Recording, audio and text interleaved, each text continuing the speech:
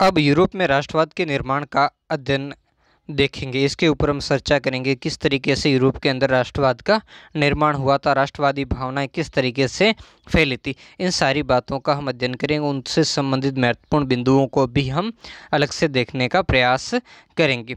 इससे पहले थोड़ा हम साइड में क्या देख लेते हैं, इसकी जो समय सारणी है उस समय सारणी को हम देख लेते हैं। इससे पहले 2 पार्ट अपलोड हो चुके हैं, अगर उन्हें आपने नहीं देखा है तो चैनल पर जा कर के देख लीजिए। इसके लिए मैंने अलग से प्लेलिस्ट भी बना रखी है जिसमें NCERT, RBSC class 10th history करके, तो उस प्लेलिस्ट में आप जा कर के उन वीडियो को भी ज़रूर देखें, क्योंकि कड़ी से ही अगली कड़ी जो है वो आपको क्या आएगी, समझ में आएगी।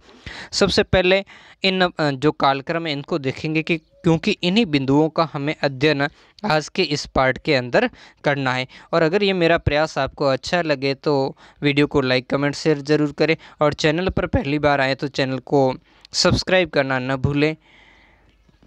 तो अब देखते हैं इसकी कौन सी डेट्स है। तो पहली आपके सामने डेट है वो है 1797। देखो ये क्या था, 1797 में क्या हुआ था, नेपोलियन का इटली पर हमला हुआ और नेपोलियन जो युद्धों की क्या होती है, शुरुआत होती है। देखो नेपोलियन जो फ्रांस का एक सामान्य सैनिक होता है, और कौन से, कोर्सिका जो द्वीप होता है उसका होता है, जिसके बारे में रूसो भी पहले भविष्यवाणी करता है कि ये द्वीप कभी क्या करेगा, आश्चर्यचकित करेगा, यानी संपूर्ण विश्व को क्या करेगा, प्रभावित करेगा। तो उसकी भविष्यवाणी क्या हुई, सच भी निकली। जब नेपोलियन एक सामान्य सैनिक से धीरे धीरे धीरे बढ़ते हुए सम्राट के पद पर पहुंचा, किसका, फ्रांस का सम्राट बना, और फ्रांस के सम्राट के साथ में विश्व को बदलने वाली एक महत्वपूर्ण व्यवस्था हो गया जिसने संपूर्ण यूरोप को क्या किया था, प्रभावित किया था।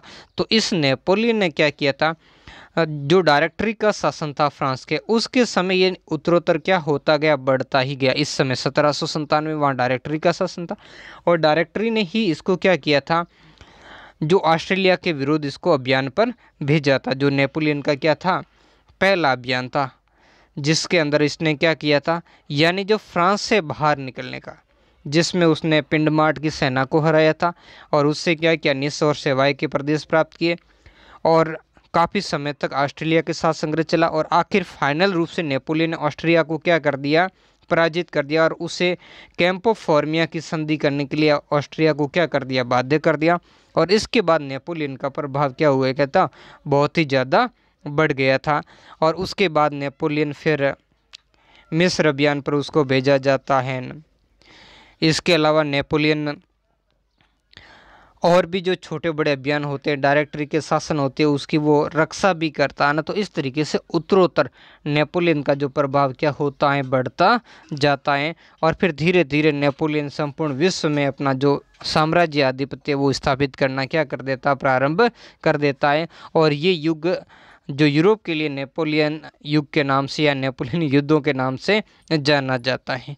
फिर बाद में अगला 1814-15, इसमें नेपोलियन का क्या होता, पतन और वियना शांति संधि होती है। देखो इतिहास यही शिक्षा देता है, इतिहास क्या देता है, कोई भी चीज़ क्या होती है, आविर्भाव होता है, फिर वो अपनी उन्नति पर पहुंचती है, और एक समय ऐसा आता है जब वो क्या होता है, उसका पतन हो जाता है, उसका अवसान हो जाता है, और अंत में क्या हो जाता, उसका तिरोभाव हो जाता है, यानी वो व्यवस्था एकदम समाप्त हो जाती है, वो पतन हो जाता है उस व्यवस्था का। तो वैसे ही होता है, नेपोलियन जैसा व्यक्ति एक छोटा सा, उसको कभी इतना सम्राट बनेगा उस खुद को भरोसा नहीं था, लेकिन वो फ्रांस का सम्राट बना और संपूर्ण यूरोप को प्रभावित करने वाली शक्ति बना, और इतने सारे युद्धों के अंदर जो कहने लग गया था नेपोलियन की असंभव शब्द मेरे शब्दकोश में नहीं है।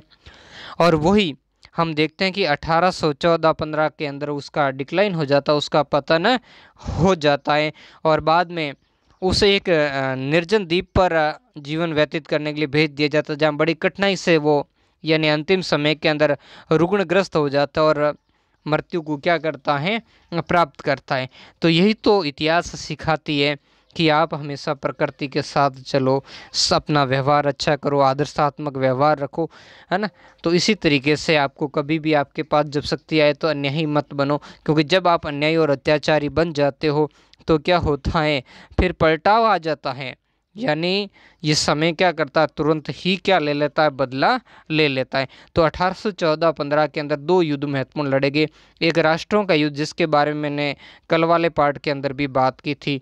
तो उस युद्ध के अंदर नेपोलियन को हराया, लेकिन उसके बाद जो नेपोलियन को हटा करके वहाँ का लुई को वापस, लुई 18वां था, लुई 18वें को क्या बनाया गया, फिर से फ्रांस का राजा बनाया गया था।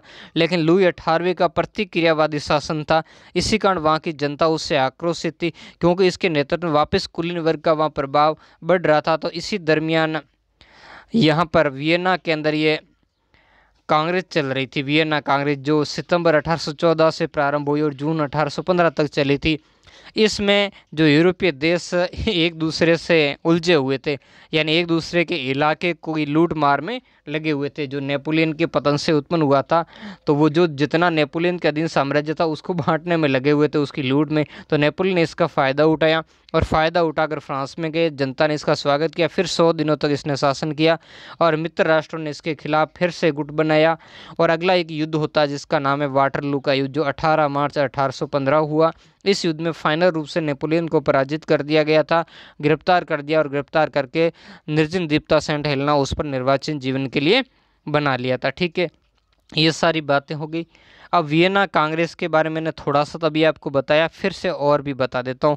वियना शांति संधि, इसका मैंने समय बताया। अब इसका उद्देश्य क्या था, वैसे ये क्या था, ये एक यूरोपीय देशों के राजदूत थे, उन राजदूतों का सम्मेलन था। सिंपल रूप से हम कह सकते हैं वियना क्या था, वियना कांग्रेस क्या थी, ये यूरोपीय देशों के राजदूतों का सम्मेलन था। और उनके बीच में जो समझौता हुआ था, जो संधि हुई थी, उसी कारण इसे वियना शांति संधि के नाम से, जिसका कारण क्या था, इसका उद्देश्य यही था कि फ्रांसीसी जो क्रांतिकारी युद्ध थे पहले, तो उसके बाद जो नेपोलियन के युद्ध थे, और नेपोलियन के युद्धों से पवित्र रोमन साम्राज्य का जो विघटन हो गया था, इनसे उत्पन्न होने वाली जो परिस्थितियां और मुद्दे और जो समस्याएं थी, उनका क्या निकालना था, समाधान निकालना था, उन पर विचार विमर्श करना था, और यूरोप को जो युद्धों से बचाना था, वहाँ शांति स्थापित करना था।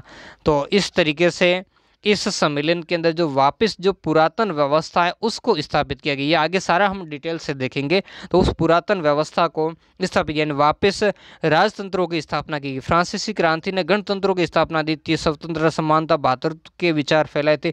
तो उसकी जगह अब फिर से क्या था, राजतंत्रों की स्थापना की गई थी। जहाँ जहाँ नेपोलियन ने जिन पुराने राजतंत्रों को उखाड़ दिया था, वहाँ फिर से पुराने राजतंत्रों की स्थापना की गई। पवित्र रोमन साम्राज्य की पुनर्स्थापना का प्रयास किया। ये सारी बातें इसके अंदर वियना के अंदर कांग्रेस थी उसमें की गई थी। अगला जो हम देखेंगे 1921 में यूनानी स्वतंत्रता के लिए संघर्ष। अब देखो होता क्या है, हम बात थोड़ा बैकग्राउंड में जाएंगे। 1453 में कुस्तुनिया का पतन हो जाता है और कुस्तुनिया पर क्या हो जाता है, तुर्कों का अधिकार हो जाता है। किसका अधिकार हो जाता है, तुर्कों का। तो उसके बाद यूनान पर क्या होता है, तुर्कों का अधिकार, आधिपत्य रहता है। तो इधर जो ब्रिटेन है, रूस है, फ्रांस है, इनके द्वारा, इन देशों द्वारा जो यूनानी लोग थे, यूनानी जनता को स्वतंत्रता के लिए क्या किया जाने लगा, प्रेरित किया जाने लगा, इनकी सहायता भी की जाने लगी। तो इस कारण 1821 से 1829 तक यूनानी स्वतंत्रता के लिए क्या चलता है, संघर्ष चलता है, जिससे यूनान के अंदर भी क्या आती है, राष्ट्रवाद की भावना पैदा होती है। फ्रांस इससे भी जुड़ा हुआ था, तो इसलिए हम राष्ट्रवाद वाला टॉपिक पढ़ते हैं। तो इसी कारण ये पॉइंट आया। तो इससे भी फ्रांस में क्या होता है, सॉरी अपने यूनान में क्या होती है, राष्ट्रवादी भावनाओं का प्रचार होता है और यूनानी स्वतंत्रता संघर्ष चलता है।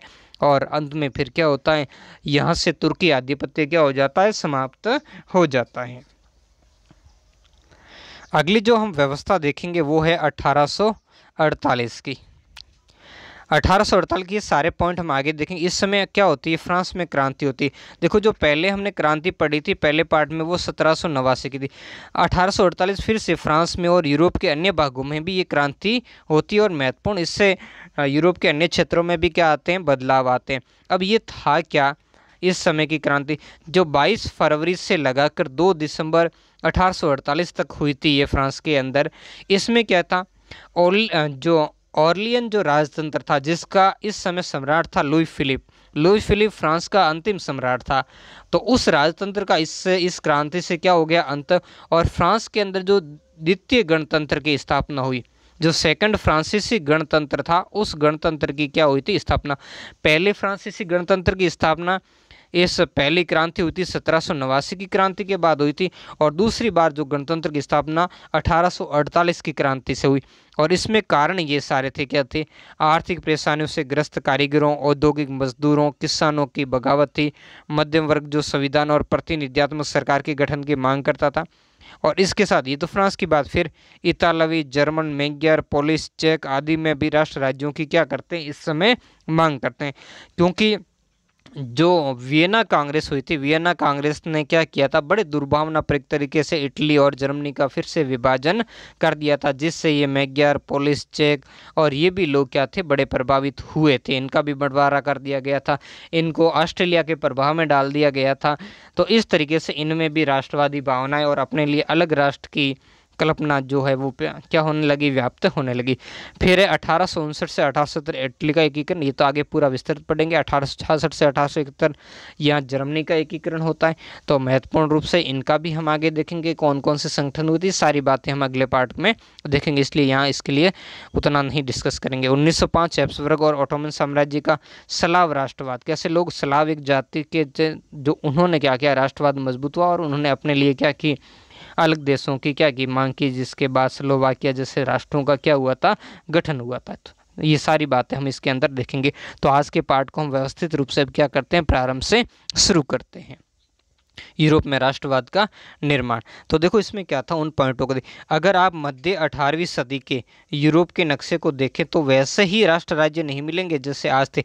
जैसे कि मैंने आपको कल बताया था, जो 1815 की वियना कांग्रेस के बाद में किस तरीके से हुआ था, उस समय क्या कर दिया, जिससे हम जर्मनी, इटली और स्विट्जरलैंड के रूप में जानते, वो तब वो राजशाहियों, डचियों और कैंटनों में विभाजित था, यानी इनका टुकड़ा कर दिया गया था। जर्मनी कोई राष्ट्र नहीं था, इटली कोई राष्ट्र नहीं था, स्विट्जरलैंड कोई राष्ट्र नहीं था, ऑस्ट्रेलिया और अन्य जो भी उस समय के जो यूरोपीय राष्ट्र थे, जिन्होंने क्या कर दिया था, इनके अंदर जो नेपोलियन के कारण कुछ राज्यों की स्थापना हुई थी, कुछ शासन परिवर्तन भी हुआ था, तो वापस उनको समाप्त करके पुराने राजवंशों की स्थापना की और मनमाने तरीके से इनका अलग अलग प्रांतों में, ये कैंटन वगैरह अलग छोटे छोटे प्रांत समझ सकते हो, उनके अंदर बंटवारा इनका क्या कर दिया गया। यानी यहाँ राष्ट्रवाद की भावना या राष्ट्रीय पहचान या सामूहिक पहचान को क्या कर दिया गया था, समाप्त कर दिया गया था। और जिनके शासकों का क्या स्वायत्त क्षेत्र, ये अपने आप में स्वायत्त ऑटोनोमस है। जैसे अपने भारत के अंदर कितनी थी, 562 से ज़्यादा छोटी बड़ी रियासतें जो आपस में क्या थी, स्वायत्त थी। तो इस तरीके से छोटे छोटे इलाकों में इनको बढ़ा दिया, इनकी कोई एक राष्ट्रीय पहचान नहीं थी। पूर्वी और मध्य यूरोप के निरंकुश राजतंत्रों के अधीन थे ये, किसके, निरंकुश, जिसमें मुख्य रूप से उसमें ताकतवर ऑस्ट्रिया था। और इन इलाकों पर तरह तरह के लोग रहते, मतलब एक ही जाति, एक भाषा या एक संस्कृति के लोग यहाँ पर नहीं रहते थे, अलग अलग भाषा संस्कृति के लोग यहाँ पर रहा करते थे। और वे अपने आप को एक सामूहिक पहचान या किसी समान संस्कृति के भागीदार नहीं समझते, सबकी अपनी अलग पहचान थी, अपने अलग समूह के अंदर उनकी पहचान थी, उनकी अलग संस्कृति थी, अलग पहनावा, अलग खान पान, भाषा। अब संस्कृति होता क्या है ना, इस चीज़ को भी आप, जो रहन सहन वगैरह, वेशभूषा, खान पान जो हम देखते हैं ना, वो क्या है, वो संस्कृति है। यानी मानव का जो जीवन जीने का जो ढंग या पद्धति होती है, उसका वो क्या कहलाती है, वो संस्कृति कहलाती है। तो वो सबकी एक नहीं थी। इसको आगे डिफाइन भी इन्होंने किया गया है। वो किस तरीके से इन्होंने डिफाइन किया है कि अक्सर वे अलग अलग भाषाएं बोलते थे। तो देखो, एक भाषा होना राष्ट्रीयता की भावना में बड़ी सहायक सिद्ध होती, तो वे अलग अलग बोलते थे, तो इससे भी राष्ट्रीयता में रुकावट होती थी, क्योंकि उनकी अपनी एक भाषा बोलने वाले लोगों की अपनी भाषा के प्रति समर्पित। आज अपने देश के अंदर, भारत के अंदर भी बड़ी समस्या है ये, भाषा के कारण, एक भाषा न होने के कारण, भाषा के कारण बड़ी समस्या है। और हमारे आज़ादी के बाद भी भाषा के आधार पर ही अधिकतर राज्यों का गठन हुआ। वे विभिन्न जातीय समूह के सदस्य थे। और ये भी था कैसे, जैसे उदाहरण के तौर पर ऑस्ट्रिया हंगरी पर शासन करने वाला हैब्सबर्ग साम्राज्य कई अलग अलग क्षेत्रों और जन समूहों को जोड़कर बना था। इनमें एल्प्स का टिरोल है, ऑस्ट्रेलिया और स्विट्जरलैंड जैसे इलाकों के साथ साथ बोहेमिया भी शामिल था, जहाँ के कुलीन वर्ग में जर्मन भाषा बोलने वाले ज़्यादा थे, जबकि ये कोई क्षेत्र उससे संबंधित ही नहीं था। तो इस तरीके से एक अलग अलग भाषा बोलने वाले, तो ये सामूहिक पहचान या संस्कृति यहाँ पर नहीं थी। और वैसे हैब्सबर्ग साम्राज्य में लोब्रांडी और वेनेसिया जैसे इतालवी भाषी क्षेत्र थे, है ना। तो इस कारण क्या था, यहाँ राष्ट्रीय पहचान नहीं थी, यहाँ के लोगों के अंदर क्या था, राष्ट्रवाद जैसी बात नहीं। हंगरी में आधे लोग मैग्यार भाषा बोलते थे, जबकि बाकी लोग क्या करते थे, विभिन्न बोलियों का इस्तेमाल करते थे। जबकि गालिसिया क्षेत्र के अंदर क्या थे, कुलीन वर्ग पोलिश भाषा बोलता था, है ना। जो बाकी जो सामान्य भाग था वो अलग भाषा बोलते थे। तो इस तरीके से यहाँ पर क्या हुआ, एक राष्ट्रीय पहचान नहीं थी, यानी सामूहिक पहचान नहीं थी, सामूहिक जो या एक समान संस्कृति नहीं थी। तो इस कारण क्या था, उसमें संघर्ष होना आवश्यक है, संघर्ष जरूर होगा। और इसी संघर्ष के कारण ये राज्य कमजोर रहते थे, आपस में झगड़ते भी रहते थे। इन प्रभावशाली समूह के अलावा हैब्सबर्ग साम्राज्य की सीमा रेखाओं के भीतर भारी संख्या में खेती करने वाले लोग अधीन व्यवस्था के अंदर रहते थे, मतलब दासों जैसी व्यवस्था थी उसमें। जो कुलीन वर्ग था उसके अधीन उनको काम करना था, कोई वो स्वतंत्र ऑटोनोमस नहीं थे। जैसे उत्तर में बाहेमियन और स्लोवाक और कार्नियोल में क्या थे, स्लोवेन से, दक्षिण में क्रोएट और पूर्व की तरफ ट्रांसिल्वेनिया में रहने वाले राहुनम लोग थे। ये विभिन्न प्रकार के अलग अलग लोग यहाँ पर रहते थे। ऐसा फर्क राजनीतिक एकता को क्या करता था, राजनीतिक एकता को आसानी से बढ़ावा देने वाला नहीं था। राजनीतिक एकता तब बढ़ेगी जब क्या होगा, जब उनमें सामूहिक पहचान आएगी, एक समान संस्कृति होगी। भले ही अपना देश अलग अलग भाषा में कितना है, लेकिन हमारी जो सांस्कृतिक पहचान है वो भारत को एक करती है। और उसी सांस्कृतिक पहचान ने भारत में सदियों तो किसी का भी राज रहा तो एक बनाने में काम किया था, लेकिन वहाँ ऐसा इस क्षेत्र में नहीं था। तो इसी कारण हम देखते हैं आज यूरोप कितने देशों में बंटा हुआ था। ये बाद में धीरे धीरे ये अलग अलग फिर राष्ट्रों के रूप में इसमें भावनाएं आएगी और वो क्या होंगे, संगठित हो गए। इस तरह तरह के समूह को आपस में बांधने वाला तत्व केवल सम्राट के प्रति निष्ठा थी, और वो भी धीरे धीरे अब निष्ठा क्या होगी, समय के साथ बदलने लगेगी, क्योंकि ये सम्राट इनके ऊपर जो वियना कांग्रेस के बाद थोपे गए थे। ठीक है, तो राष्ट्रवाद और राष्ट्र राज्य का विचार कैसे आया, इसी बात को हम देखेंगे आगे। अब देखेंगे कुलीन और नया मध्यम वर्ग। ठीक है, अब देखते हैं कुलीन और नया मध्यम वर्ग। सबसे पहले हम समझेंगे कि ये कुलीन वर्ग है क्या। यानी मैं सिंपल आपको बता दूं कि ऐसा वर्ग जिनकी बौद्धिक, कैसी, बौद्धिक या सामाजिक, बौद्धिक या सामाजिक या आर्थिक स्थिति उत्कृष्ट हो। कैसी हो, उत्कृष्ट हो मतलब अच्छी हो। दूसरे जो लोग हैं उनसे इनकी, ऐसा वर्ग जिनसे दूसरे लोगों से इनकी बौद्धिक, सामाजिक, आर्थिक स्थिति क्या हो, उत्कृष्ट यानी अच्छी हो, सर्वश्रेष्ठ हो। तो उस वर्ग को हम क्या कहेंगे, कुलीन वर्ग के नाम से जानते। और जो नया मध्यम वर्ग जो इस समय आया था, जो शिक्षित था, शिक्षा प्राप्त नया मध्यम वर्ग, बौद्धिक वर्ग भी कह सकते हैं, तो उस वर्ग के कारण अब दोनों में क्या कंपैरिजन था, क्या अंतर था, उसी सारे अंतर को हम यहाँ पर देखने का प्रयास करेंगे। तो सामाजिक और राजनीतिक रूप से जमीन का मालिक कुलीन वर्ग यूरोपीय महाद्वीप का सबसे प्रभुत्वशाली वर्ग था। यानी इसका प्रभुत्व था वहाँ पर जमीनों के ऊपर, इसका मालिकपन था, यही मालिक होता था जमीनों का, किसान मालिक नहीं होता था। जैसे अपने भारत के अंदर सामंत लोग होते थे, जागीरदार लोग होते थे, वही जमीन के मालिक होते थे, वैसे यहाँ पर कुलीन वर्ग था। इस वर्ग के सदस्य एक साझा जीवन शैली जो इनके आपस में थी, ये तो हमेशा ही होता है, आज भी होता है। जैसे जातियों की है तो भी उनकी साझा जीवन शैली होती है, और उच्च वर्ग के, उन जातियों में भी जो उच्च वर्ग के होते हैं उनके आपसी वैवाहिक संबंध होते हैं, रिश्ते नाते होते हैं। वो बाकी भले एक जाति के हो गए तो क्या हो गए, वो अगर धनवान लोग हैं तो वो अपना संपर्क बड़े लोगों से ही रखते हैं, वो बाकी से नहीं रखते। राजनीतिक के लोग भी ऐसे होते, तो वैसे ही था ये संपर्क। जिनकी आपस में कुलीन थी, उनका प्रभुत्व था, वो उनकी बातों को सपोर्ट करते थे। जो क्षेत्रीय विभाजनों के आर पार व्याप्त थी, वे ग्रामीण इलाकों में क्या करते, जायदाद और शहरी हवेलियों के मालिक थे। ये किसकी विशेषताएं आ रही है, कुलीन लोगों की विशेषता। आपसे पूछे दोनों में अंतर क्या है, तो ये कुलीन की विशेषताएं अलग लिख लेनी है। पहला क्या आ गया था ये कि सामाजिक राजनीतिक रूप से जमीन का मालिक कुलीन वर्ग क्या था, यूरोपीय महाद्वीप का सबसे प्रभुशाली वर्ग था। इस वर्ग के सदस्य, यहाँ से विशेषता शुरू कर देनी है, एक साझा जीवन शैली से बंधे हुए थे जो क्षेत्रीय विभाजनों के आर पार व्याप्त थी। मतलब इनको कॉमन रूप से क्या करती थी, वो एक करके बांधे रखती थी। और अगला है, वे ग्रामीण इलाकों में, कैसे, वे ग्रामीण इलाकों में जायदाद और शहरी हवेलियों के क्या थे, मालिक थे। और राजनीतिक कार्यों के लिए और उच्च वर्गों के बीच में फ्रेंच भाषा का क्या करते थे, प्रयोग करते थे। तो ये क्या थे, इनकी महत्वपूर्ण जो पहचान थी कुलीन वर्ग की, उसी पहचान को हम यहाँ अलग अलग रूप से हम देख रहे हैं। तो बाकी लोग क्या थे, अलग भाषा बोलते थे, जबकि ये कुलीन वर्ग के लोग क्या थे, अलग सेवन। जैसे आप प्राचीन जो नाटकों को देखेंगे तो उस नाटकों में भी क्या थे, उच्च वर्ग के, जैसे चाहे वो मौर्यकालीन हो, गुप्तकालीन विशेषकर उच्च वर्ग के लोग संस्कृत भाषा बोलते थे और बाकी वर्ग के लोग क्या करते थे, प्राकृत भाषा। तो वैसे ही सबके अंदर डिवाइडेशन। आज भी देखो पढ़ा लिखा वर्ग है जो ज़्यादा पैसे वाला होता है, वर्तमान समय के अंदर हम देखते हैं तो वो या तो जिन क्षेत्रों में है जैसे स्थानीय भाषा, तो वहाँ वो हिंदी बोलने का प्रयास करेगा या फिर इंग्लिश भाषा के अंदर क्या करेगा, बात करेगा। तो इस तरीके से वो आपस में क्या करते थे, अपना प्रभुत्व स्थापित करते थे। तो वैसे ही ये लोग क्या करते थे, ये फ्रेंच भाषा का प्रयोग करते थे। कौन सी भाषा का प्रयोग करते थे, उच्च वर्ग के लोग अपने बीच में आपस में, और उनके परिवार अक्सर वैवाहिक बंधनों से आपस में जुड़े हुए थे, मतलब उनके आपसी क्या होते थे, वैवाहिक संबंध थे। मगर ये शक्तिशाली कुलीन वर्ग संख्या के लिहाज से एक छोटा था, मतलब बाकी लोग ज़्यादा थे। यानी ये किसकी कंपेरिजन होती है, कृषक वर्ग की। कृषक मतलब जो खेती करने वाला, किसान वर्ग जो क्या करता था, खेती करने वाला। तो इनके मुकाबले ये लोग कम थे, लेकिन इनके पास अधिकार ज़्यादा थे। ये मतलब विशेषाधिकार प्राप्त वर्ग था। तो हमेशा यही होता आया है कि जो उच्च वर्ग, वर्तमान भले ही राजतंत्र की जगह क्या आ गया हो, प्रजातंत्र आ गया हो, लेकिन उनमें राजाओं और इन जागीरदारों की जगह किसने ले ली, राजनीतिक लोगों ने ले ली। और वो इनके जैसे ही क्या हो रहे, समृद्ध बनते जा रहे हैं। उनके पास विशेष अधिकार, उनके लिए कानून कायदे सुख सुविधाएं और उनके लिए अलग है। और किसान आज जैसे वर्तमान कोरोना की परिस्थितियों के अंदर आप देख सकते हो, है ना, जब नेता लोग या उच्च वर्ग के लोगों के लिए सारी सुविधाएं उपलब्ध होती है, और आखिर मरता कौन है, आखिर अव्यवस्थाएं किसके लिए उपलब्ध होती है, वो सिर्फ गरीब वर्ग के लिए थी। तो उस समय ये गरीब वर्ग कौन था, ये किसान ही था। तो उस समय बाकी ऐसे कोई उद्योग धंधे तो थे नहीं, कामकाज। तो ये सारे के सारे ये किसानों के ऊपर खटमल जैसे बने रहते थे।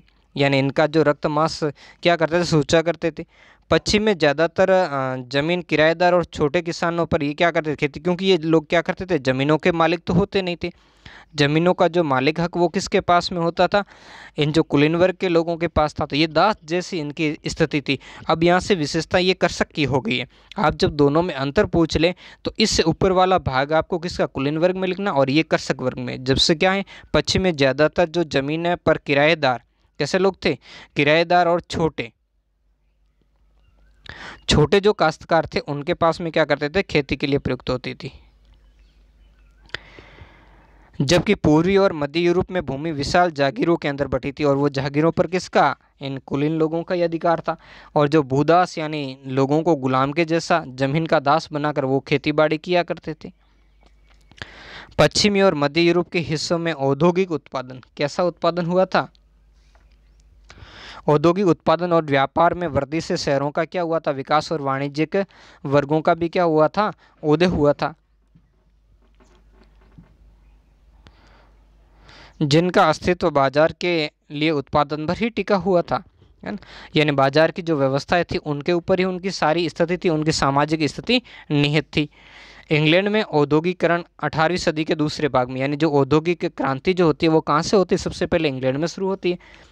और इससे इंग्लैंड क्या होता, उपनिवेशीकरण की दौड़ में क्या होता, आगे चला जाता। और इसी कारण इंग्लैंड के अंदर एक जो पूंजीवादी वर्ग है वो अस्तित्व में आता है।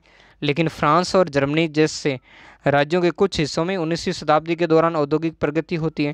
और फ्रांस तो इसमें हालांकि शुरुआत हो गई थी, लेकिन इसने क्या किया, उपभोक्तावादी प्रवृत्ति को की तरफ ध्यान दिया था। बाद में क्रांति और अन्य युद्धों के अंदर क्या गया था, उलझ गया था। यहाँ शांति जैसी व्यवस्था नहीं थी, और बाहर से भी आक्रमणों का, अन्य राज्यों से भी खतरा बना रहता था। और जर्मनी का तो उस समय कोई राष्ट्रीय अभिव्यक्ति नहीं थी, उसे अलग अलग भागों में बांट लिया था। तो इस प्रक्रिया के फलस्वरूप नए सामाजिक जो समूह अस्तित्व में आए, और जिसमें कौन से थे, श्रमिक वर्ग के लोग। तो इस समय जो किस्से आए ये औद्योगिकरण के कारण आए। कौन सा लोग, जो श्रमिक वर्ग यानी जिसको मजदूर वर्ग कह सकते हैं, ये कारखानों में काम करता था, काम करके क्या करता था, उत्पादन करता था। और इनके ही परिश्रम से क्या करता था, इनके ही परिश्रम से जो नया वर्ग आया था, जो मालिक वर्ग था या उद्योगपति या पूंजीपति वर्ग कहते थे, वो इसी के ही मेहनत के कारण वो अस्तित्व में आया था कि लोग। और दूसरा मध्यम वर्ग आया। मध्यम वर्ग का जो जिनके पास क्या थे, न तो ज़्यादा गरीब, न ज़्यादा धनवान, न ज़्यादा विशेषाधिकार, न कम विशेषा, बीच का जो वर्ग होता है, मीडियन जिसको कहते हैं। इसमें उद्योगपति, व्यापारी और सेवा क्षेत्र के लोगों से बना था। यही नया वर्ग था। किसकी वजह से हुआ, औद्योगिक क्रांति की। तो इसी कारण अब पैसा और सारी औद्योगिक गतिविधियों पर इनका नियंत्रण होने का समाज में इनकी थोड़ी भी सामाजिक स्थिति अच्छी होने लगी, यानी इनकी पूछ परख होने लगी। मध्य और पूर्वी यूरोप के इन समूह का आकार 19वीं सदी के अंतिम दशकों में, दशकों मतलब 10 वर्ष का समय, तो कई 10 वर्षों, ये बहुवचन के रूप में प्रयुक्त तक छोटा था। लेकिन बाद में धीरे धीरे बट कुलीन विशेषाधिकार मतलब जो किसी व्यक्ति को ही प्राप्त है, दूसरों को नहीं होते, है ना।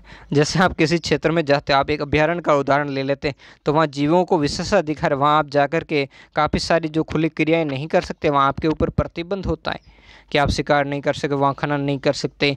तो ऐसा क्यों होता है, मतलब ऐसे कुछ विशेष अधिकार होते हैं जो किसको, किसी एक विशिष्ट वर्ग को ही प्राप्त है, तो जो किसी कुलीन वर्ग। तो इसकी उस समय क्या करती थी, समाप्ति, विभिन्न क्रांति, नेपोलियन की संहिता और भी समय के साथ इसको क्या करते, समाप्ति के बाद शिक्षित यानी जो पढ़ा लिखा वर्ग था, जो शिक्षा प्राप्त वर्ग था, और उदारवादी, ये आगे पूरा देखेंगे, ये मध्यम वर्ग के बीच ही राष्ट्रीय एकता के विचार क्या हुए थे, लोकप्रिय होने लगे थे। यानी राष्ट्रवाद के विचार इनके बीच में लोकप्रिय, क्योंकि जो मध्यम वर्ग था उसमें राष्ट्रीय एकता होगी, सब जगह समान नियम प्रशासन लागू होगा, तभी तो इनको क्या होगा, फायदा प्राप्त होगा। तो इसी से आगे, तो अभी आगे आने वाले बिंदुओं में हम यही देखने वाले हैं। और वो क्या है हमारा अगला टॉपिक, वो है उदारवादी राष्ट्रवाद के मायने। क्या मायने थे, तो यूरोप में 19वीं सदी की शुरुआत के दशकों में राष्ट्रीय एकता से संबंधित विचार उदारवाद से क्या हुए थे, करीबी से जुड़े हुए थे। करीबी मतलब निकट का संबंध था। यानी उदारवाद क्या है, लिबरलिज्म शब्द से बना, ये लातिन भाषा का मूल शब्द क्या है, लिबर शब्द से आधारित, जिसका अर्थ क्या होता है, आज़ाद होना। मतलब क्या होना, आज़ाद होना। नए मध्यम वर्गों के लिए उदारवाद का मतलब क्या था, व्यक्ति के लिए आज़ादी और कानून के समक्ष उनकी बराबरी थी। मतलब आज़ाद होना। लेकिन बीच के समय में ये उदारवाद का मतलब क्या था, उस समय राजतंत्र और उससे जकड़ी व्यवस्था थी, उनके कानून कायदे थे, और कुलीन वर्ग को क्या थे, विशेषाधिकार थे, और बाकी वर्गों को दास के रूप में रखा हुआ था। तो यहाँ से जो नया मध्यम वर्ग आया, तो उन्होंने क्या किया, व्यक्तिगत आज़ादी चाहिए, है ना, यानी क्या चाहिए, स्वायत्ता चाहिए उन्होंने, और कानून के समक्ष उन्होंने खुद को भी बराबर चाहा कि उन्हें भी कानून के समक्ष बराबर दर्जा दिया जाए। और राजनीतिक रूप से उदारवाद एक ऐसी सरकार पर जोर देता जो क्या हो, सहमति पर बनी हो, जिसको ऊपर से थोपी नहीं गई हो, जो उनकी क्या हो, सहमति यानी उनके रजामंदी पर जो सरकार का निर्माण हुआ हो।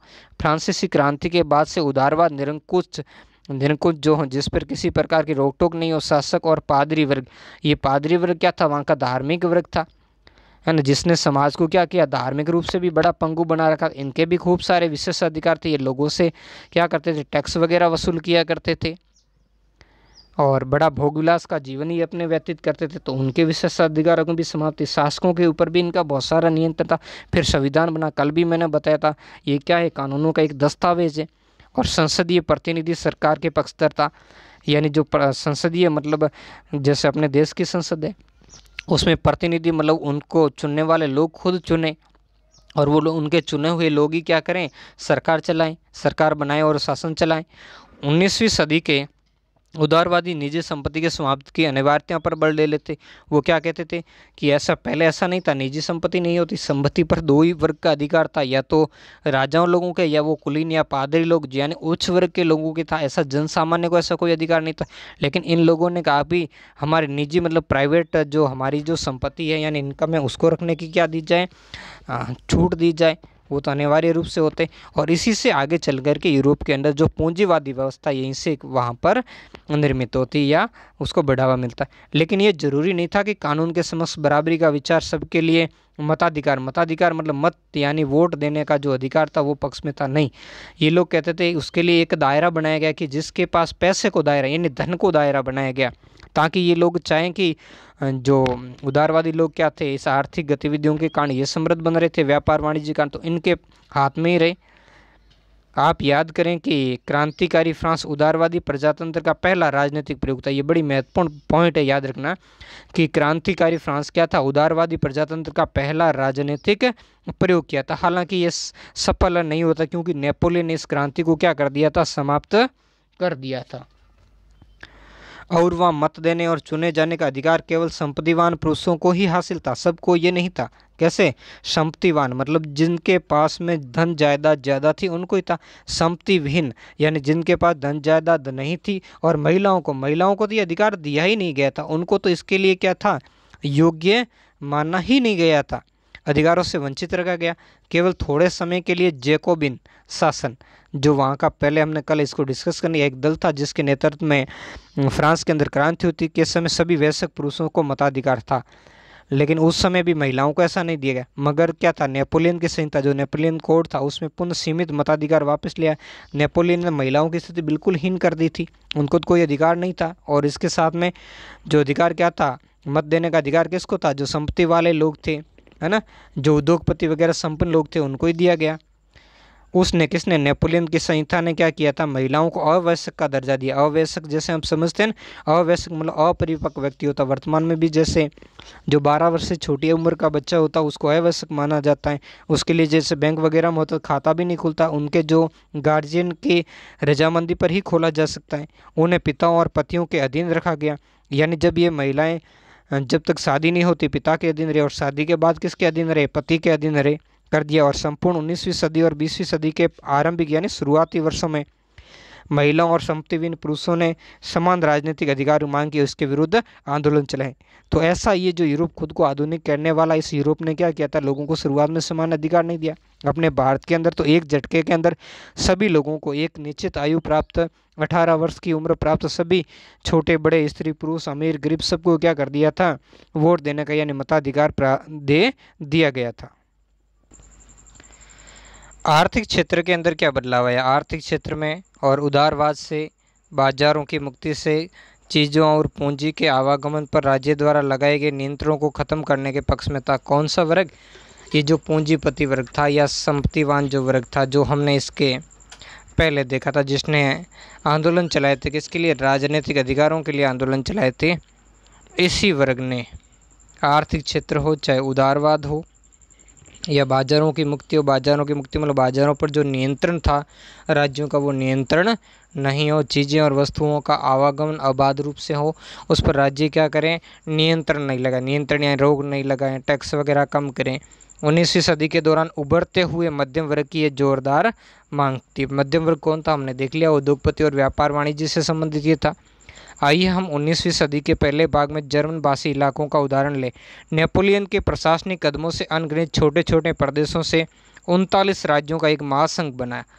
कौन सा बना, जोलवेरिन करके संघ बनेगा, आगे हम अभी देखेंगे, इसका नाम भी आएगा। तो उसमें कितने थे, तो 39 राज्य थे जर्मनी के अंदर। तो अनजाने में ही जर्मनी का एकीकरण का काफ़ी कुछ कार्य नेपोलियन ने कर दिया था। हालांकि किया किसके लिए था, नेपोलियन ने अपने प्रशासन को सही तरीके से चलाने के लिए। इसके लिए क्या किया नेपोलियन, इसके लिए उसने इनमें से प्रत्येक की अपनी मुद्रा और नापतोल प्रणाली थी। नेपोलियन का इनका संघ बनाने से पहले 39 राज्य थे, 39 के 39 राज्य की अपनी अलग से मुद्रा थी और अलग से नापतोल की प्रणाली थी। तो आपस में व्यापार में बड़ी समस्या है, इसका उदाहरण भी आगे देखेंगे।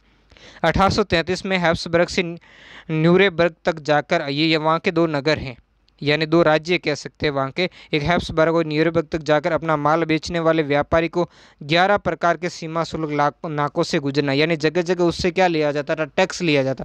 आप विचार कीजिए, भारत के अंदर अगर आपको कश्मीर से कोई चीज़ कन्याकुमारी पहुँचाने कितने राज्य आते हैं, तो उन राज्यों का भी अपना क्या लगता है, टैक्स लगता है। लेकिन बीच के समय में सरकार ने काफ़ी कुछ क्या कर दिया था, इसमें ख़त्म कर दिया था।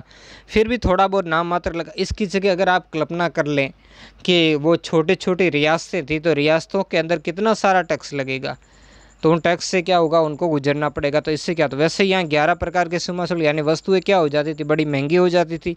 जितना ज़्यादा टैक्स बाहर लगेगा वस्तु उतनी क्या होगी, ज़्यादा महंगी होगी। और हर बार लगभग 5% क्या होता था, सीमा शुल्क देना पड़ता था। तो ये बड़ी विकट स्थिति थी, व्यापार के लिए अच्छी नहीं थी, और इससे इन वर्ग को जो आर्थिक फ़ायदा भी नहीं होता था। और शुल्क अक्सर वस्तुओं का वजन या आकार के अनुसार लगाई जाती थी, और वजन की माप की इकाई क्या थी, अलग थी। चूँकि हर क्षेत्र की अपनी नाप तोल व्यवस्था थी, अतः हिसाब लगाने में भी समय लगता था, है ना। जैसे आज अपने भारत के अंदर भी ऐसा हो जाए, हर राज्य का अलग हो, किसी में 500 ग्राम का किलो कर दे, तो कई 600 ग्राम का कर दे, कोई 800 ग्राम का कर दे, तो आपस में क्या होता है बदलने में। जैसे आप कभी विदेश यात्रा पर जाते हो तो आपने अपनी मुद्रा को दूसरे देश के साथ में किस तरीके से बने, वर्तमान में इलेक्ट्रॉनिक समय, तो ये और उसमें भी आप देखते हो हर देश की मुद्रा का रोज़ मूल्य बदलता रहता, तो इसमें क्या लगता समय, तो वैसे ही उस समय ज़्यादा समय लगता था और रुकावट भी ज़्यादा आती, समस्याएं ज़्यादा थी। मसलन कपड़े को नापने का जो पैमाना था, जिसको एले का था, एले था, जिसकी लंबाई जगह बदलने के साथ घोड़ों की तरफ बदलती रहती थी। अगर एक एल कपड़ा अपनी भाषा में 1 मीटर कह लेते हैं, फ्रैंकफर्ट में ख़रीदा, कौन सी जगह है, वहाँ का एक शहर है जिसमें ख़रीदा, तो वो 54.7 सेंटीमीटर मिलता था, जबकि मेज ये भी वहाँ का शहर है उसमें ख़रीदा तो ये 55.1 सेंटीमीटर मिलता था, जबकि जो न्यूरेमबर्ग शहर में ख़रीदा तो वो 65.6 सेंटीमीटर मिलता था, और जबकि फ्राइबर्ग में ख़रीदा तो वो 53.5 सेंटीमीटर मिलता था। तो किस तरीके से बड़ा बदलाव था, है ना। तो जब आप न्यूरेमबर्ग में ख़रीदे में तो बड़े फ़ायदे में रहते थे, और जबकि वही कपड़ा फ्राइबर्ग में खरीदते थे तो कम मिलता था। तो ऐसी स्थिति में बड़ी समस्या होती थी। और नए वाणिज्यिक जो वर्ग ने क्या किया था, ऐसी परिस्थितियों को आर्थिक विनिमय और विकास में क्या माना, बाधक मानते हुए ऐसे एकीकृत आर्थिक क्षेत्र के निर्माण के पक्ष में तर्क दे रहा था जब वस्तुओं, लोग और पूंजी का आवागमन बाधा रही तो इतनी बाधाएं नहीं हो, यानी ये जो जितने सारी बीच में बाधा यानी रुकावटें थी वो नहीं हो। इसके लिए आगे कैसे रुकावटें हटाई ये भी आगे देखेंगे। 1834 में परसा था एक राज्य। परसा क्या था, एक राज्य था जिसके नेतृत्व में ही जर्मनी का क्या हुआ था, एकीकरण संपन्न हुआ था, कि पहल पर एक शुल्क मुक्त, जो मैंने कहा था ना, जिसने नेपोलियन ने क्या किया था, पहले 39 राज्यों का गठन किया था, वैसे राज्यों का एक क्या बनाया था, संघ।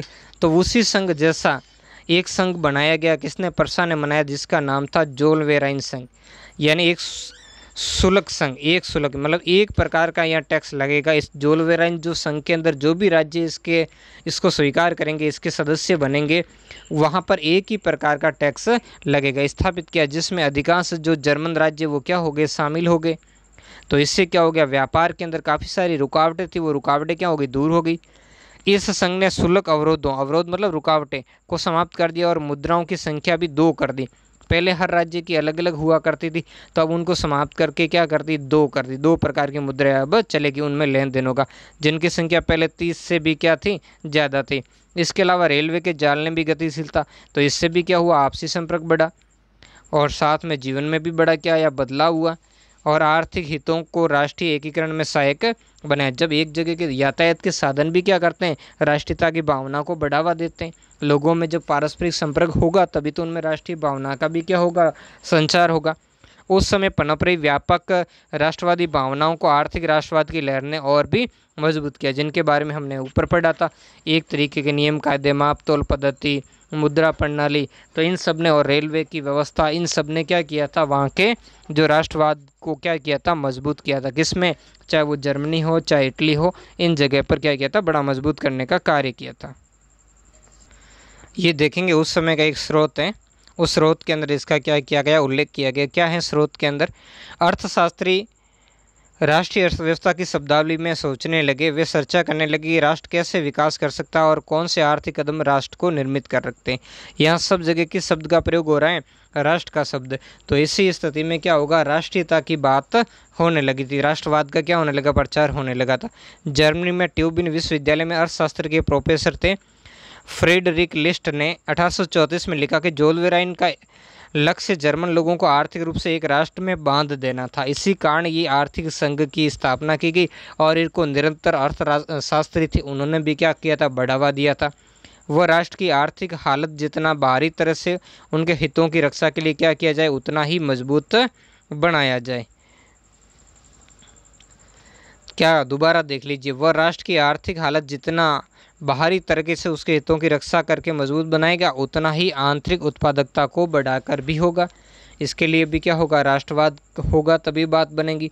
उसे प्रांतीय हितों को आपस में जोड़कर राष्ट्रीय भावना को जगाना और क्या करना चाहिए, उठाना चाहिए, तभी तो लोग अधिक से अधिक जोलवेराइन संघ से जुड़ेंगे। राष्ट्रवाद नहीं होगा तो लोग थोड़ा ही जुड़ेंगे।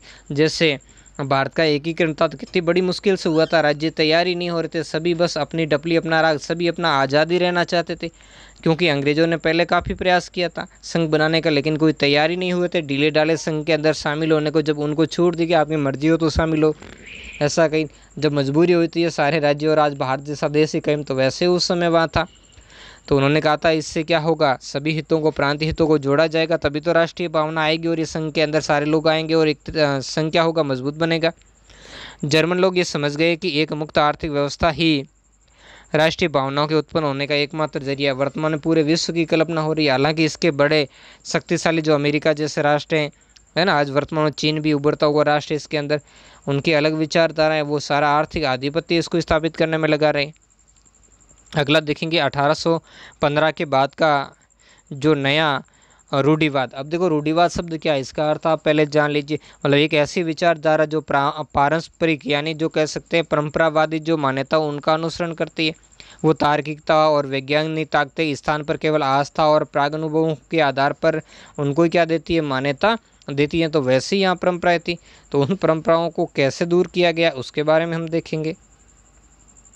तो 1815 में नेपोलियन के हार के बाद यूरोपीय सरकारें रूढ़िवाद की भावना से प्रेरित थी, जो कि इसके बाद में वियना की संघ से स्थापित किया गया। वापस क्या हो गया कि बीच में बड़ी अच्छी शांति से हम रह रहे थे राजतंत्रों के अंदर, ये नेपोलियन कहाँ से आ गया, इसने सारों को क्या कर देता हो, तो पुनः वापस क्या हो गया, पुरानी संस्थाओं की स्थापना की। रूढ़िवादी मानते थे कि राज्य और समाज की स्थापित पारस्परिक परंपराएं जैसे राजतंत्र जरूरी है, चर्च जरूरी है, धर्म के क्षेत्र में सामाजिक ऊंच नीच भी ये क्या करते थे, आवश्यक मानते थे, संपत्ति और परिवार को बनाए रखना चाहिए।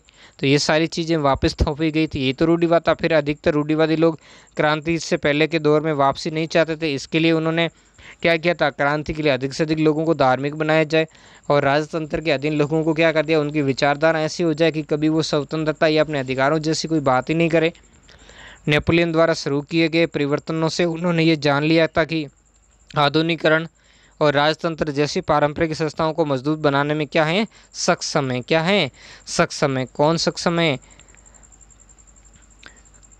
किसके द्वारा, दोबारा देखिए, नेपोलियन द्वारा शुरू किए गए परिवर्तनों से उन्होंने ये जान लिया, किन्होंने, इन रूढ़िवादी लोगों ने, कि आधुनिकीकरण और राजतंत्र जैसी पारंपरिक संस्थाओं को मजबूत बनाने में सक्षम है। इसलिए जो नेपोलियन ने परिवर्तन लागू किए, इन परिवर्तनों को क्या किया जाए, समाप्त किया जाए, इनको दबा दिया जाए। ठीक है, इन्हें मजबूत नहीं होने दिया, इनको कमज़ोर कर दिया जाए। वह राज्य की ताकत को ज़्यादा कारगर और मजबूत बना सकता था। एक आधुनिक सेना और कुशल नौकरशाही, गतिशील अर्थव्यवस्था, सामंतवाद, भूदासत्व की समाप्ति यूरोप के निरंकुश राजतंत्रों को क्या करते थे, शक्ति प्रदान कर सकते थे, और ऐसा ही उन्होंने करने का प्रयास किया। 1815 में ब्रिटेन, रूस, पर्सा और ऑस्ट्रिया जैसी यूरोपीय शक्तियां जिन्होंने मिलकर के नेपोलियन को हराया था, कि प्रतिनिधि यूरोप के लिए एक क्या करते, समझौता तैयार करने के लिए कहाँ मिले, वियना के अंदर। जो मैंने पहले वियना कांग्रेस की बात की थी वही है, उसके बारे में हो रहा है।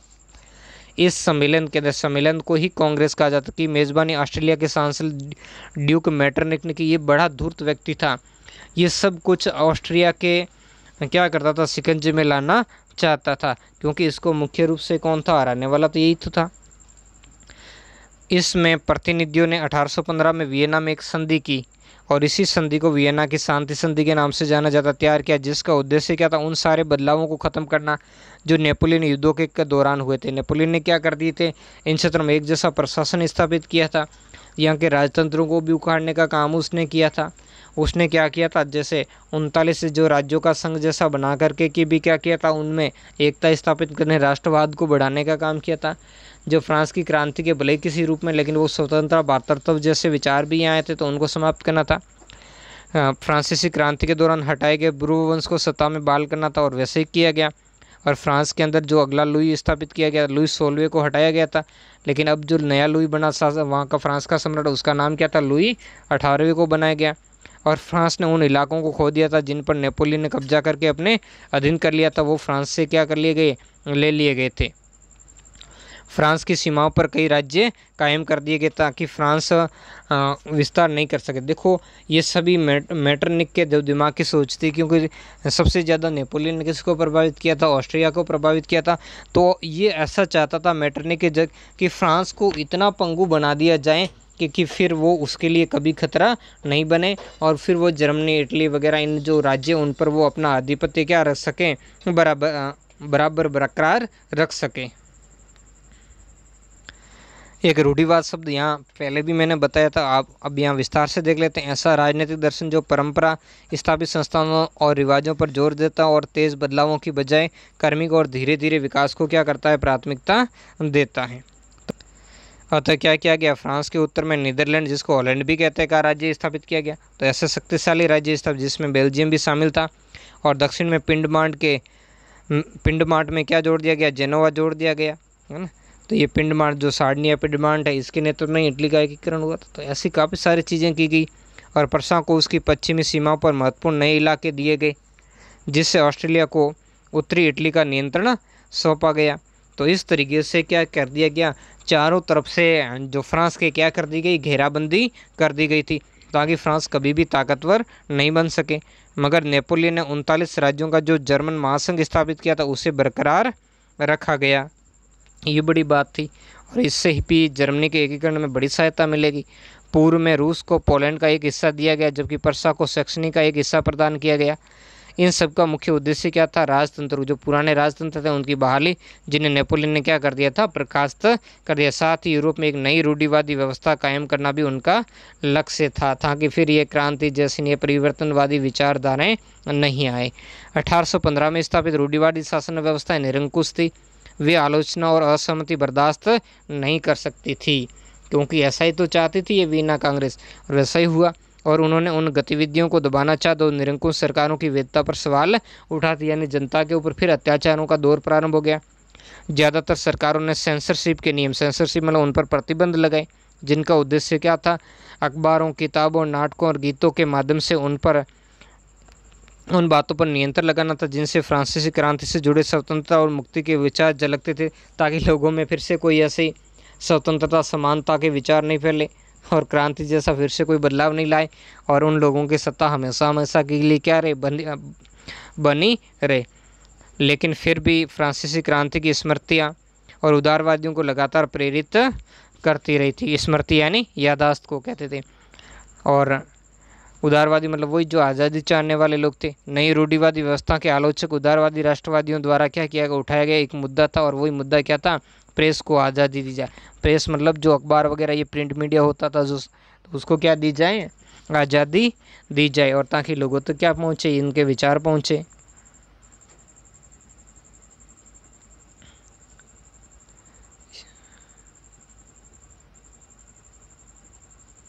यहाँ पर मैं आपको दर्शाऊंगा ये इसी पर एक चित्रकार ने क्या किया है? व्यंग्य करता हुआ एक चित्र बनाया, जिसमें क्या था? ये पहले यहाँ से देख लेते, फिर इस फोटो की तरफ देखेंगे। चिंतकों का एक क्लब है, 1820 के आसपास बनाया गया एक अनाम व्यंग्य चित्र, यानी किस चित्रकार ने बनाया उसका लिखा नहीं है। बाईं तरफ पट्टी पर लिखा कि आज की बैठक का सबसे महत्वपूर्ण प्रश्न है, हमें कब तक सोचने दिया जाएगा। दाईं तरफ बोर्ड पर क्लब के नियमों की सूची, उसमें पहले जो सूची में क्या लिखा है? इस पढ़े लिखे समाज का पहला नियम क्या है? खामोशी, यानी चुपचाप रहना, वो कुछ भी बोलेगा नहीं। दूसरा क्या लिखा है? ऐसी स्थिति से बचने के लिए इस क्लब के कोई सदस्य बोलने के कैसा लोभ का शिकार हो जाए तो सदस्यों को प्रवेश पर मुंह बंद रखने के लिए मोहरे बांटे गए। जैसे वर्तमान कोरोना काल के अंदर किस तरीके से मुंह बंद रखवाया जाता है, तो ये इनके किस तरीके से मोहरे थे ये आप देख सकते हो। इनका व्यंग्यकार ने ये सारों के ये बताए हुए, ताकि कोई भी व्यक्ति बोले नहीं, यानी उनके बोलने पर, लिखने पर सारी तरीके से क्या लगा दी गई? आज़ादी लगा दी गई। बस चुपचाप बैठ कर के वो अंदर ही अंदर अपना विचार करते रहे। तो इस तरीके से जो प्रेस की आज़ादी उसको क्या किया गया? रोकने का कार्य किया गया था। अगला हमारा जो टॉपिक है वो है क्रांतिकारी। अब क्रांतिकारी कैसे आए उनके बारे में देखेंगे, ठीक है। जो मतलब आमूलपुल क्या चाहते थे? परिवर्तन चाहते थे, बदलाव चाहते थे। बदलाव चाहने वालों को क्या कहा गया? क्रांतिकारी। 1815 के बाद के वर्षों के दमन के भय से अनेक उदारवादी और राष्ट्रवादियों को भूमिगत कर दिया गया, यानी उनको क्या किया? छुपना पड़ा। उनका इस तरीके से दमन कर दिया गया, है ना। उन पर अत्याचार किए गए, उनको ज़बरदस्ती यानी बाई फोर्स, अब तो सारी सत्ता उनके हाथ में आई थी, तो मजबूर होकर के उनको क्या होना पड़ा? अपनी गतिविधियाँ रोकनी पड़ी, और क्या होना पड़ा? गुप्त रूप से उनको कार्य करना पड़ा। बहुत सारे यूरोपीय राज्यों के क्रांतिकारियों को प्रशिक्षण देने और विचारों का प्रचार करने के लिए गुप्त संगठन इस समय आए। जब दमन किया तो गुप्त प्रकार के, गुप्त यानी छुपे हुए संगठन, जिनका एक जगह स्थायित्व नहीं होता था। उस समय क्रांतिकारी होने का मतलब क्या था? राजतंत्रीय व्यवस्थाओं का विरोध करने से। क्रांतिकारी का मतलब बने बदलाव करने वाला अगुआ, बदलाव का जो अगुआ बनना चाहता था वो तो उसमें सारी समस्या किससे थी? राजतंत्र की व्यवस्थाओं से थी। तो उसका विरोध करना, जो वियना कांग्रेस के बाद में स्थापित की गई थी, और उसको स्थापित करने वाला मुख्य नायक कौन था? मेटरनिख था। और साथ ही स्वतंत्रता और मुक्ति के लिए प्रतिबंध होना और संघर्ष करना क्रांतिकारी होने के लिए क्या था? जीवित था, क्योंकि संघर्ष बिना क्या होगा? अत्याचार होगा, उसको सहन करना पड़ेगा। ज़्यादातर क्रांतिकारी राज्यों की स्थापना को आज़ादी के संघर्ष का अनिवार्य हिस्सा मानते थे।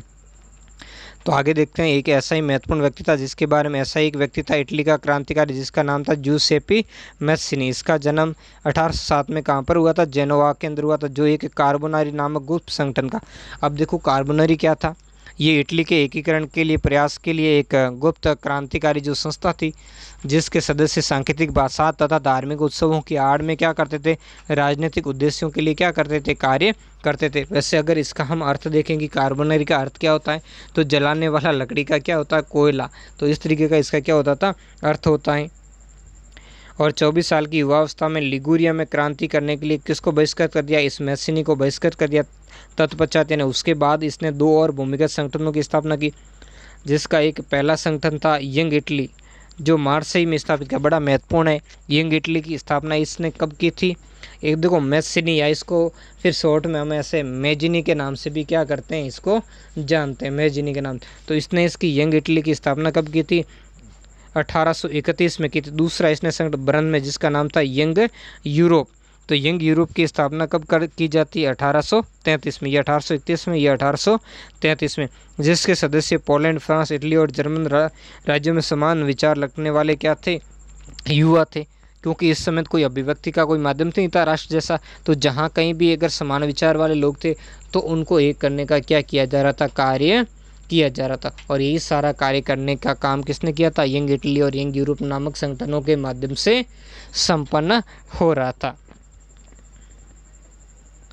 मैसिनी का विश्वास था, क्या विश्वास था मैसिनी का, कि ईश्वर की मर्जी के अनुसार राष्ट्र ही मनुष्यों की प्राकृतिक इकाई और राष्ट्र का गठन होना चाहिए। अतः इटली छोटे छोटे राज्यों और प्रदेशों की पैबंदों की तरह नहीं रह सकता। वो क्या बनेगा, इटली भी एक क्या बनेगा, राष्ट्र बनेगा। तो लोगों के अंदर एक राष्ट्र की भावना जगाने का क्या किया था, काम किया था। उसे जोड़कर राष्ट्रों के व्यापक गठबंधन के अंदर एकीकृत गणतंत्र क्या होगा, बनाना ही था। ये एकीकरण ही इटली की मुक्ति के आधार हो सकता है। उसके इस मॉडल की देखा देखी में जर्मन, फ्रांस, स्विट्जरलैंड और पोलैंड में भी गुप्त संगठन कायम होने लगे। यानी सभी जगह वो क्रांतिकारी विचारों का क्या होने लगा, फैला होने लगा। मैसनी द्वारा राजतंत्र का घोर विरोध करके प्रजातंत्री गणतंत्रों के अपने सपन से मैसनी ने रूढ़िवादियों को क्या कर दिया था, हरा दिया था। जो परंपरावादी थे उनको क्या कर दिया, हरा दिया था। और आखिर में वहाँ वो व्यवस्था जो स्थापित करना चाहता था वैसी ले आया। और मैटरनिक ने उन्हें हमारी सामाजिक व्यवस्था का क्या कहा था, सबसे खतरनाक दुश्मन कहा था। क्योंकि सारी जो व्यवस्थाओं की जड़ कौन था, मैटरनिक ही था। मैटरनिक ने ही क्या की थी, स्थापित की थी। और उसको तोड़ने का काम किसने किया था, इसी मैजिनी ने किया था। तो इसलिए तो वो क्या हो गया, उसका सबसे बड़ा दुश्मन ही होगा।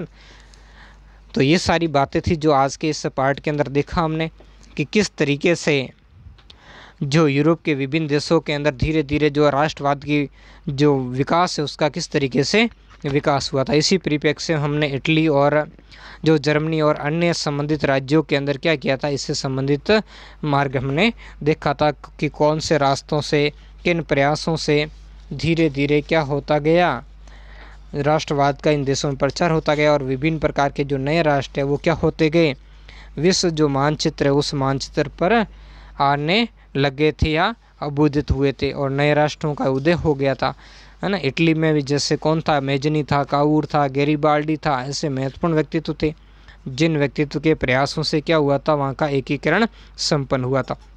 तो आज का प्रयास कैसा लगा आपको कमेंट करके ज़रूर बताएं। देखो मेरा उद्देश्य केवल ये किताब की लाइनें पढ़ना नहीं, आपके अंदर समझ अच्छी तरीके से आपके दिमाग के अंदर उतारना है। और मेरा ये लेवल कक्षा 10 के विद्यार्थी के साथ साथ जो कंपटीशन की तैयारी करने वाले हैं बच्चे, वो भी इसको क्या कर सकते हैं, अध्ययन कर सकते हैं। सबके लिए समान रूप से उपयोगी है। तो आज के वीडियो में इतना ही, मिलते हैं नेक्स्ट वीडियो में एक नए टॉपिक के साथ। धन्यवाद।